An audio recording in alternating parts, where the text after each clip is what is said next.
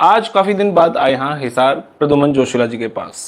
भाई साहब नमस्कार, प्रणाम, जय हिंद। नमस्कार, प्रणाम, जय हिंद। यह आवाज सुने घने दिन हो गए थे जी आपसे। बिल्कुल। अब फिर आते हैं हरियाणा में ब्राह्मण राजनीति पे जी, जिसमें बीजेपी के भी ब्राह्मण नेता हैं, कांग्रेस के भी ब्राह्मण नेता हैं। क्या कहीं गुटबाजी बीजेपी वाले में दिखा है? परशुराम जयंती मनाई जा रही है हर गली नुक्कड़ मोहल्ले पे। देखो ऐसा है, अकेले ब्राह्मण नहीं, कोई भी कास्ट हो, आजकल जो है ना, नेता भी जातीय समीकरणों के हिसाब से ही राजनीति करते हैं। ये तो शुरू से, पार्टियां भी जातीय समीकरणों के हिसाब से, ये तो शुरू से ही चल रहा है। हर जाति में जो है उसका नेता बनने की होड़ लगी रहती है। लेकिन मेरा एक चीज मानना है कि जब आप मंत्री प्रदेश के हो या आप एमएलए अपने हल्के को, तो आप अपने आप को एक जाति तक क्यों सीमित कर रहे हो? अब आपने एक चीज देखी या नहीं देखी, अब भगवान परशुराम जयंती है, उसमें आप देख लेना जहां जहां भी प्रोग्राम हो रहे हैं, ज्यादातर जगह केवल ब्राह्मण नेताओं को ही मुख्य इनवाइट किया जा रहा है ना। ठीक बात है। अब मान लो कहीं होगी कोई धन्ना भगत की जयंती, वहां जाट को बना दिया। कहीं होगी बाबा साहब भीमराव अम्बेडकर की, वहां एससी समाज से बना दिया। जबकि होना ये चाहिए कि ये महापुरुष तो सबके हैं, क्या दिक्कत है? ठीक बात है, ठीक है ना भाई। भगवान परशुराम ने जो कुछ किया, क्या उसने एक ब्राह्मणों के लिए कर दिया? ठीक बात है। और उस टाइम तो मोहन भागवत ने भी कह दिया भाई सबके लिए है सारा सिस्टम। तो अब हो क्या रहा है, बीजेपी में ही हम पहले आ जाते हैं। बीजेपी में जो ब्राह्मण चेहरे हैं जी, देखो, हर पार्टी जातीय समीकरणों के हिसाब से चौधर देती है जी। आज 2 मंत्री हैं सरकार में ब्राह्मण, एक डॉक्टर अरविंद शर्मा गोवाना के एमएलए, एक पलवल से गौरव गौतम जी। अब ये बन रहा है कि अरविंद शर्मा अपनी अलग मामला, अलग पहचान बनाने के लिए चला रहे हैं, लग रहा है। दूसरी तरफ राम कुमार गौतम, कहीं ना कहीं गौरव गौतम भी एक मंच पर दिखाई दिए। नवीन जैन वो भी इन्हीं के खेमे में दिखाई दे रहा है मेरे को तो। ठीक है। और एक लेफ्टिनेंट जनरल रिटायर्ड है डॉक्टर डीपी वत्स, ठीक है, जो पहले राज्यसभा सांसद है। ये चारों की चौकड़ी दिख रही है। हालांकि इसमें गौरव गौतम को ज्यादा रोल में नहीं है, लेकिन 3 तो जरूर हैं, जनरल डीपी वत्स, राम कुमार गौतम और नवीन जैन। ठीक है, ठीक है। अक्सर इनको हम एक स्टेज पे भी बहुत बार देखते हैं। अरविंद शर्मा चाहता है कि वो नेता बन जाए ब्राह्मणों का। ठीक है। लेकिन उसकी पोल पट्टी पंडित राम कुमार गौतम ने विधानसभा में खोल दी।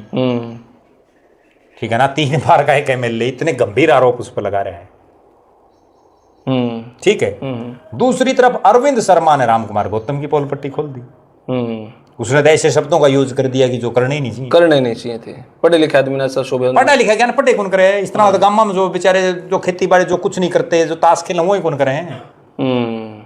ठीक है ना, ऐसे शब्दों का यूज कर दिया। अब आपस की जो एक खींचतान चल रही है, हालात ये है कि कोई कहीं आके प्रोग्राम कर रहा है, कोई कहीं कर रहा है, और जो प्रोग्राम करवा रहे हैं वो भी अपना फायदा देख रहे हैं। सीधी बात ये है, वो यूं चाह रहे हैं जोन सा रपिये देंदा दिखे उसको बुला लो।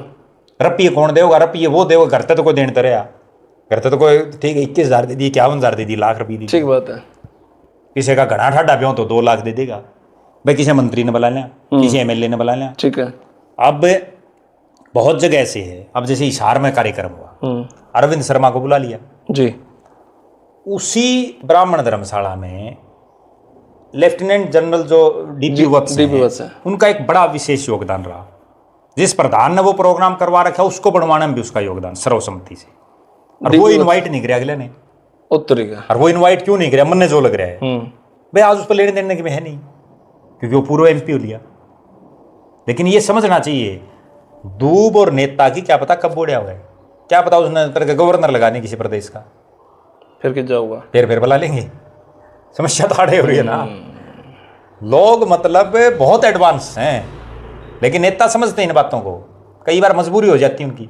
अब दूसरी तरफ डॉक्टर कुलदीप वत्स है, बादली का एमएलए जी, वो यूं कह रहा था 5 तारीख ने मैं पता नहीं क्या कर दूंगा। 5 तारीख को उनका जन्मदिन पे हनुमान जी का उन्होंने रोट लगा रखा था। ठीक है। तो उस पर सबकी टकटकी थी भाई, पता नहीं क्या होगा 5 तारीख को। पहले मैं बहुत बड़ा ऐलान करूंगा, लेकिन वो कोई ऐलान कुछ नहीं हुआ। लोग लगभग 2 महीने से यूं टकटकी लगा रहे थे, भाई क्या करेगा, कुछ नहीं आई गई हुई। वो भी घूम रहा है, कभी आदमपुर में कर रहे हैं, कभी दादरी में कर रहे हैं, कभी कहीं कर रहे हैं। करना चाहिए, मैं तो ये कहता हूँ, प्रयास करो, सारे प्रदेश का नेता बनने का प्रयास करो। लेकिन इनको ये भी तो सोचना चाहिए, हरियाणा का पहला मुख्यमंत्री कौन था? ब्राह्मण समाज से था, पंडित भगवत दयाल शर्मा जी। और उसके बाद आज 2026 आ गई, 1966 के बाद कोई दोबारा बना कोई ब्राह्मण मुख्यमंत्री? नहीं बना ना। क्यों नहीं बना? आपस में एक दूसरे की टांग खिंचाई में जुटे खड़े हैं। ठीक है ना। मुख्यमंत्री का किसी पार्टी में कैंडिडेट ही नहीं है ब्राह्मण समाज का। आप ये देखो, बढ़ना तो दूर की बात है, भारतीय जनता पार्टी में कोई दिख रहा है? कोई नहीं है। रामविलास शर्मा थे, उसकी खुद की टिकट काट दी, और कोई नहीं। कांग्रेस में कोई आदमी नहीं दिख रहा, इनेलो में कोई नहीं, जेजेपी में कोई नहीं, आम आदमी में कोई नहीं। भाई मुख्यमंत्री बनना दूर को, भावी मुख्यमंत्री नहीं दिख रहा। तो इस पे ठंडे दिमाग से सोचने की जरूरत है ब्राह्मण समाज को भी। गली गली में मनाना छोड़ दो, इकट्ठे पूरे हरियाणा की एक परशुराम जयंती बनाओ। नहीं, जब कि में दिखेगा एक मनाओ और उसमें सारी पार्टियों नेताओं को बुलाओ। हाँ, जब आपकी 10-15 लाख भीड़ दिखेगी, जब कोई पार्टी सीरियस लेगी, नहीं तो खुद सीरियस होकर एडमिट हो जाना आपने। तब ये हमारे साथ प्रद्युमन जोशीला जी, इसके लिए तो बहुत बहुत धन्यवाद सर आपका। बहुत धन्यवाद जी।